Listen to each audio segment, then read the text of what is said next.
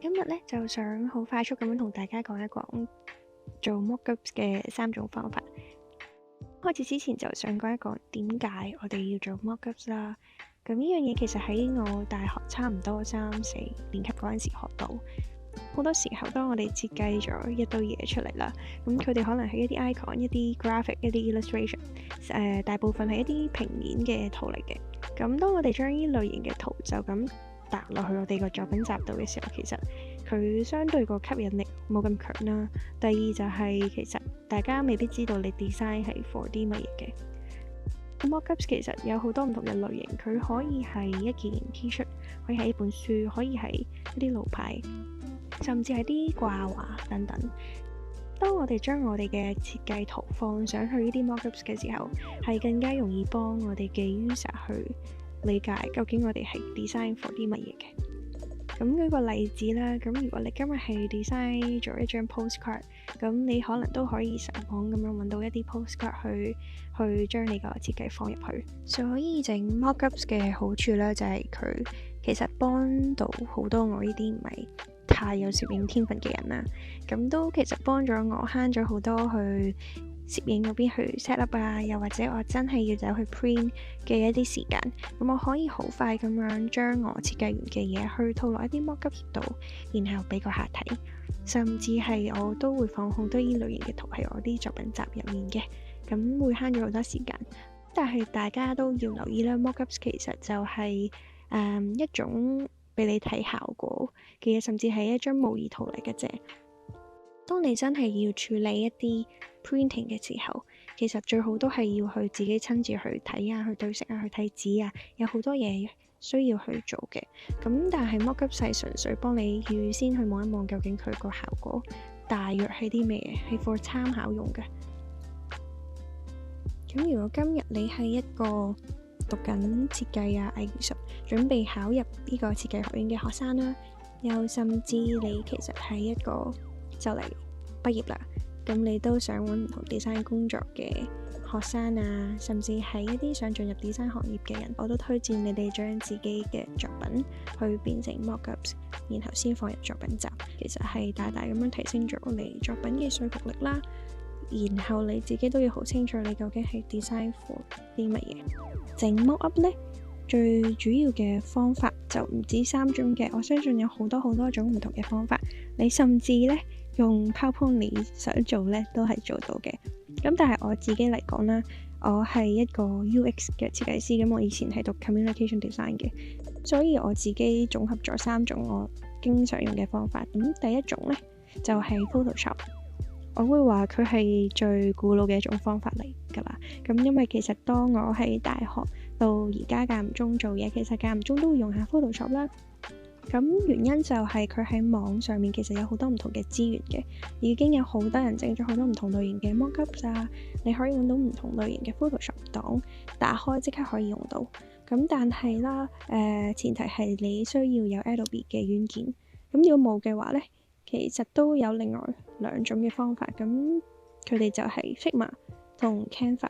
咁 Figma 因為我自己係 UX 設計師啦，咁所以 Figma 其實佔咗我生活同埋工作嘅大部分時間。咁當我懶到爆嘅時候，其實好多嘢我都可以喺 Figma 度做到出嚟啦。咁包括 mockups。咁另外就係 Canva， 我近幾個月開始研究，發現咗其實佢係一個好易上手，已經有好多我會話係罐頭或者係一啲大眾，即使你冇一啲 design knowledge， 你其實都可以嘗試用嘅一種 design 嘅工具。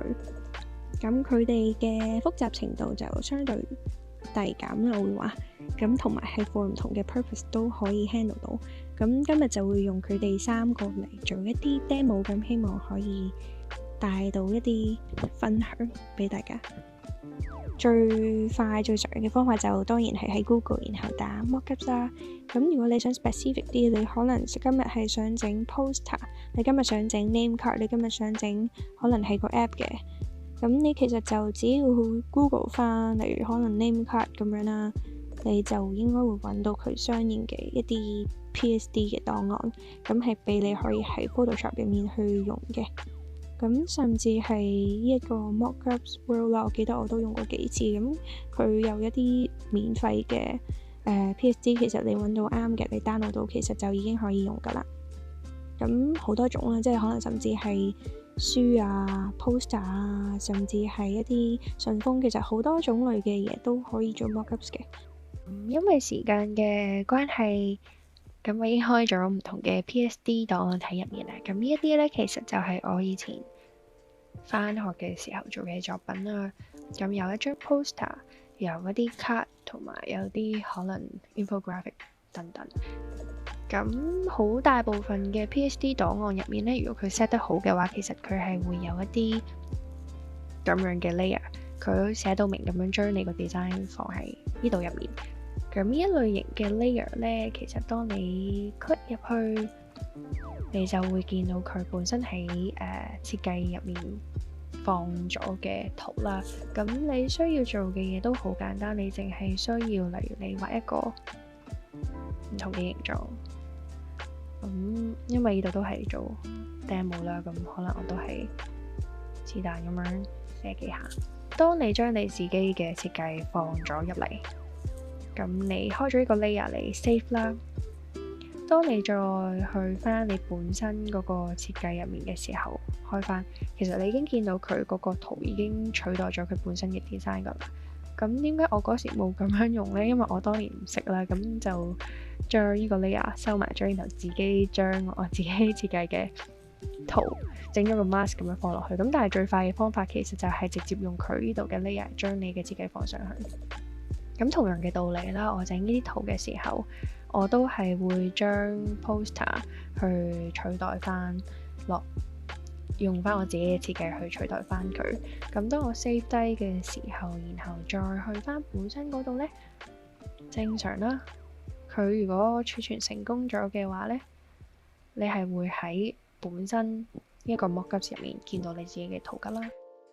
第二種嘅方法就係用 Figma 咧，我大部分嘅情況而家係攞佢嚟做一啲 app 類型嘅 mockups 嘅。咁但係其實 poster 嗰啲都可以做啦。咁當我今日就將呢一張以前整落嘅 poster 放咗入嚟。咁我需要做嘅咧就係裝一啲唔同嘅 plugin 嘅。咁 plugin 包括咗Clay Mockup 3D 呢一個，其實係好方便我去做 app 啦。咁但係因為我今日嘅目標係 poster， 所以我就會用一個 Artboard Studio Mockups 嘅。咁點樣開用啱啱嗰嚿嘢咧？其實你只要撳住 command 跟住嗰個斜斜，係啦，就可以有一個類似咁樣嘅 runner 出咗嚟。咁你就可以揾你唔同類型嘅 plugin 啦。因為我其實裝咗好多。咁當我哋開咗 Artboard Studio Mockups 咧，其實大部分係一啲 app 啦，你見到一啲唔同嘅 mobile 嘅 frame。咁當我要做 poster 啦，咁我喺度打 poster 就可以揾到唔同類型嘅 mockups。咁一啲咧就要俾錢嘅，見到佢 lock 住咗。咁但係都有一啲係免費啦。咁當我今日想要呢一個，咁我就撳一撳佢，佢就會 load。咁 load 咗出嚟之後，你見到其實有兩個咧，一個就係佢 mockup 完成咗嘅樣，咁另一個其實係幫你去放你嘅 design 嘅。咁我就會將我嘅設計圖將佢塞翻入去一個 frame 啦。咁然後將佢去 resize， 係啦。resize 嘅時候，我要撳住 shift 掣。我單手做有啲唔穩陣好，咁我放咗入嚟之後，我點樣將佢塞翻落去呢？咁其實我要撳翻呢個 Artboard 啦，就撳 Render 呢一個 Select Frame。咁其實你見到，瞬間佢就會入咗一個 mockup 入面。咁你張圖其實就完成噶啦。咁因為佢已經 set 好咗啦，佢嘅光暗啊，你見到佢呢度有燈嘅倒影啊，其實所有嘢都已經 set 好。咁你需要做嘅就係如果你好似我咁懶嘅話，你可以 screenshot 啦。咁再唔係嘅話，其實你都喺 Figma 入面好容易咁樣去 export 到你需要嘅 mockup 出嚟嘅。只要撳呢個掣，其實你就會得到一張 mockup 嘅圖。咁 Figma 係免費噶啦。如果之後有機會，其實我都想做多啲呢類型嘅 tutorial 噶啦。Canva Canva 就呢幾年好興啦，因為好多人都會中意用佢去做一啲例如 Instagram 啊或者 Facebook 嘅 post。咁其實網上都成日見到好多唔同，例如 designer 都可能會間唔中見到話，我驚 Canva 會唔會搶生意啊嗰類。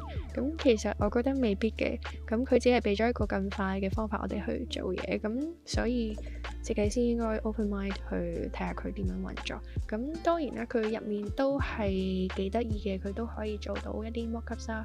咁如果今日有其他 designer 睇嘅話咧，都唔好太認真，即係如果呢個整得太核突嘅話咧，就我都係想做個示範嘅啫。咁我哋點樣可以做啲咁嘅類型嘅 mock-up 圖呢？開畫布開始啦。咁正常你入到 Canva 咧，你就可以撳 Create Design 嘅角落頭有一個掣。咁如果你好似我咁已經開住咗一啲檔案咧，你其實喺上面撳個加掣，好似個 tab 咁樣，你其實就可以揾到唔同類型嘅size。佢呢度做得幾好嘅，佢用一個 human language 話俾你知佢 presentation 佢 Facebook post 咩 size。咁你唔使去入任何嘅數字，你已經可以攞到佢個畫布嘅尺寸出嚟㗎啦。咁當你 click 咗入去 presentation，咁就會開咗一個新嘅畫布啦。咁因為我喺度開咗，我就唔用呢一個啦。大部分嘅軟件都係要 drag and drop 咁樣將你啲圖可以 upload 過嚟㗎啦。咁因為時間嘅關係呢，我已經 upload 咗一張又係我以前做功課嘅 poster 啦。咁大部分嘅人可能一嚟就會諗住，不如我去呢度揾下一啲 mock-ups 啦，睇下有冇啲圖可以用。咁但係你見到大部分佢寫住嘅圖係要俾錢嘅。咁同埋佢都未必係一個最快嘅方法啦。咁我研究過啦，你只要將一張圖放咗入嚟，你撳 Edit Image， 咁再拉落少少，其實已經有一個叫 Smart Mockups 嘅一個 section。撳咗入去睇呢，其實你會見到有啲可能 app 啊，有 hoodie 啊，有唔同嘅杯啊。咁再碌落少少，其實就會揾到 poster 嘅 section。咁呢一度嘅 poster，我覺得係夠用嘅。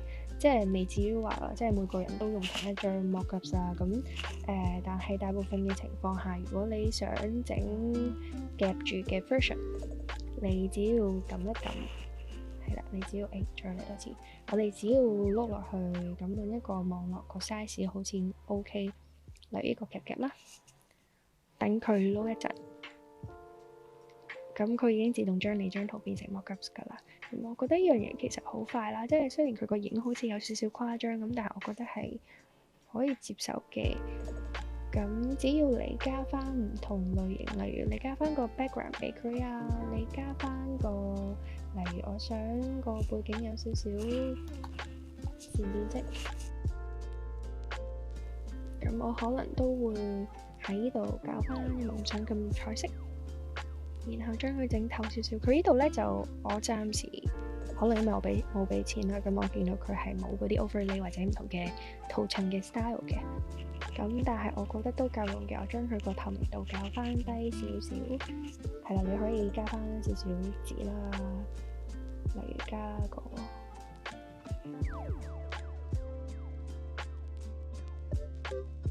我哋再放唔同類型嘅嘢喺度，其實都冇問題嘅。例如我又想加啲會喐嘅嘢啦，我覺得 Canva 比較得意個位就係佢都幾多唔同識喐嘅素材。咁我啱啱見到呢個其實係覺得幾靚嘅。咁但係夾唔夾係其次啦，因為我今日都真係想做 demo。變相當你揾到一隻你覺得 OK 嘅形狀嘅 size 嘅素材，好多唔同類型嘅嘢。咁你都已經可以放入去做你嘅 mock-ups。咁大部分嘅 mock-ups 其實唔需要放太多嘢喺後面做裝飾嘅。